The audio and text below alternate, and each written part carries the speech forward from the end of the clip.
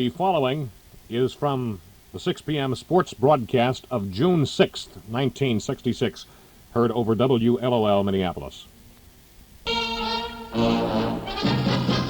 It's 6 o'clock and time for the evening slant on sports, brought to you by Swanberg and Sheepy. With good reason, the Northwest's largest Buick dealer. Wouldn't you really rather have a Buick this year? And now for Swanberg and Sheepy, here is WLOL Sports Director Rod Trongard. Thank you. Good evening, everyone, for Swanberg and Sheepy Buick. A note this evening regarding an event, a yearly event, at Crane Lake, Minnesota, known as Voyager Day. This day, always in the month of July, recreates, remembers, honors the voyagers of the Northwest Company, who imparted a certain sparkle to the life of the fur trading regime. Every year in the early summer, brigades of canoes laden with furs passed eastward over the Crane Lake canoe route from wintering posts in the south and west, en route to the annual meeting of the Northwest Company at Grand Portage. And in July, they returned over the same way to their wintering posts for another season. Voyager Day at Crane Lake each year relives these days in a celebration that is really second to none. It has been my pleasure to be invited to this event for the past 6 years, but I have been able to accept the invitation only once so far, that being last year, but I'm happy to say it will be year number 2 this time around. The date is July 9th, and if you at all have this day free and would like to see fantastic ceremonies, partake in the fun and fellowship, it would be well worth your while. Crane Lake is on the Minnesota-Canadian border, straight north of Virginia. Governor Rolvog has been in attendance at this event every year of his tenure as governor, and annually 500 to 600 persons partake, coming from all over the country. I was made an honorary Voyager last year in a ceremony that really bars description. The entire event is difficult to describe. One has to be there to appreciate it. The date again this year is July 9th at Crane Lake, Minnesota. And one event that occurs each year, also at Crane Lake, a few days prior to Voyager Day, is a special race featuring as defending champions every year since its inception 3 Twin Cities men. This canoe race comes off on July 4th and is really something to behold. The champions are Rich Vossen and Ken Awney of Burnsville. Their coach is Orv Johnson of Spring Lake Park. Now, there's a bit of tongue-in-cheek business here, but take my word for it. They train diligently for the race, accept all challenges, and so far they haven't really been pressed to any great degree. Actually, to any degree, for their championship. Because, well, actually, they've been the only ones racing. But I've a feeling that all this will change this year. And in any event, the race goes the 4th of July. And special recognition must go here to those who cheer their champions on. From Al and Pearl Ostland's dock, Mary Lou Awney, Phyllis Vossen, and Dolores Johnson, wives of the participants, plus assistant coach Lucy Gunderson. Good luck, people, again, here in 1966. And I'll have more sports in just a moment.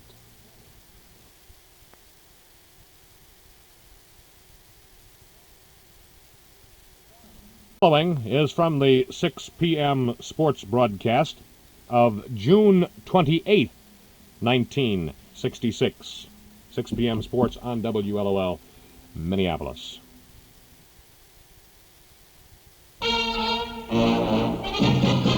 It's 6 o'clock and time for the evening slant on sports, brought to you by Swanberg and Sheepy. With good reason, the Northwest's largest Buick dealer. Wouldn't you really rather have a Buick this year? And now for Swanberg and Sheepy, here is WLOL Sports Director Rod Trongard. Hi, everybody. Thank you. Good evening for Swanberg and Sheepy Buick.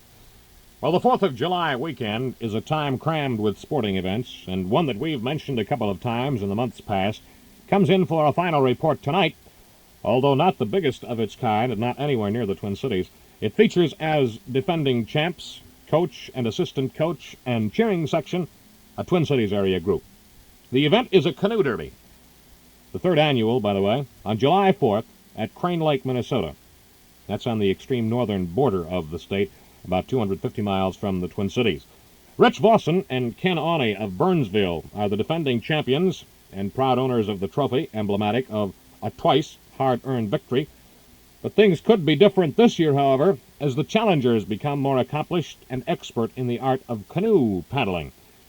But A possible dissension may be another obstacle for the champions, the dissension originating in the coaching ranks of Orv Johnson of Spring Lake Park and Al Gunderson of Egan, reportedly centering around salaries. Now, wives Phyllis Vossen, Mary Luani, and Dolores Johnson hope the fiery problem can be extinguished so they can again cheer their favorites to victory a third time from Ostland's dock at Crane Lake. And almost more interesting than the race itself is that which follows, but you have to be there to really appreciate the goings-on, so I won't elaborate further here with these details. Now then, if any of you may be in that area, Crane Lake, over the 4th of July, you can't do better for excitement and thrills than to witness this spectacle of racing. I only wish that I could be there at that time, but we'll have to wait until the evening of July 8th for the Tonight, on the Evening Slant on Sports, we devote a couple of minutes to talk about an event on the Minnesota-Canadian border, actually at the community of Crane Lake, that has grown by leaps and bounds since its inception 3 years ago. The annual 4th of July Crane Lake Canoe Derby, featuring, as defending champions, the team of Rich Vossen and Ken Awney, both from Burnsville, and their coach exceptional, Orv Johnson, out of Spring Lake Park, who also doubled last year as official starter for this 4th of July Crane Lake Canoe Derby. But this is a duty he no doubt will delegate to someone else this year, as the last time out it resulted in his missing the finish of the race, which his trusty dedicated two-man crew again attained first. Coach Orv, who has since developed an ulcer, could not maneuver his fat little legs rapidly enough for the starting from the starting gun to the finish line, where Rich and Ken awaited victorious. Now there's a lot of tongue-in-cheek business that goes with this story, so much so, in fact, we're not going to go into any of it, tongue-in-cheek, that is, but we will again this year tell you, most sincerely, that if you are anywhere near Crane Lake, don't miss this race. It's on the 4th of July. For the first time, yours truly is going to witness this bit of mayhem and madness on the water. For Rich and Ken, it must be pointed out that defending their championship is becoming more difficult each time out. Their greatest challenge is expected to come from the younger generation of their respective tribes, meaning Craig Vossen and Steve Awney. Another year's experience, greater muscular development, coordination, added to the urge to, quote, beat the old man, unquote, are plus factors for Craig and Steve, who, by the way, have a coach of their own, but it's highly doubtful that he is of the caliber and moxie of one Orv Johnson. Or would you argue that point, Lou? Knowing Lou, I'm sure he will, most vehemently. Another note we must make is that Rick Johnson, Orv's son, will serve as a backup for Craig and Steve, should anything happen to either of them, and you won't find a better backup man anywhere, even at Cape Kennedy. And of course, we must put in a consoling word for the wives and mothers of the mentioned participants and coaches who put up with this sort of thing year in and year out. Phyllis Vossen, Mary Luani, Dolores Johnson, certainly great sports about it all, but they have reached a point where mixed emotions have set in, what with husbands and sons competing against each other. But alas, the stabilizing factor of it all is Lucy Gunderson, who calms the others when things sort of get out of hand. And she'll have help this year from Shirley Trongard, my pride and joy. And just where does this leave me? Well, strictly an unbiased spectator, cheering wildly at the finish line for the winners, whoever they might be. After the race, rest assured that you'll find all of us at Ostland's Resort, blowing the suds from atop a few tasty chocolate malts and swapping a few friendly, silly yarns, if you know what I mean. Al and Pearl Ostland will be most happy to fill you in on any and all details of the big event, should you reach Crane Lake prior to 4th of July, race time sometime the afternoon of the 4th. And that's about all we can give you as far as definite starting time of the race goes. The Crane Lake Canoe Derby, destined to become a legend of modern times.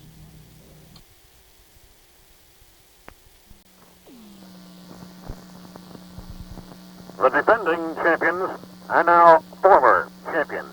That's the story of today's 4th of July Crane Lake Canoe Derby here at the Minnesota-Canadian border community of Crane Lake. On this sunshiny day, Burnsville's Rich Vossen and Ken Awney were finally beaten after winning this epic, fun-filled event 3 years running. Their conquerors, their respective sons, Craig Vossen and Steve Awney, both 1967 graduates of Burnsville High School. In a 5-canoe sprint race, it was dead even between the two leaders until they bumped 20 yards from the finish line.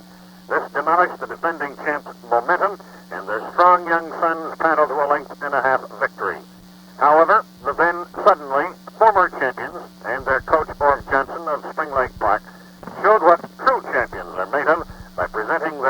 winners' sweatshirts to Craig and Steve and old son Rick, and immediately followed up with a challenge to the winners with vengeance in their eyes for 1968. Then it was up the dock to friendly Al and Pearl Austin's Resort Soda Fountain. Al and Pearl, the hosts of this Cranelake Canoe Derby, to blow the suds off the now oft-times mentioned malted milks. And after an hour of this had passed, it left yours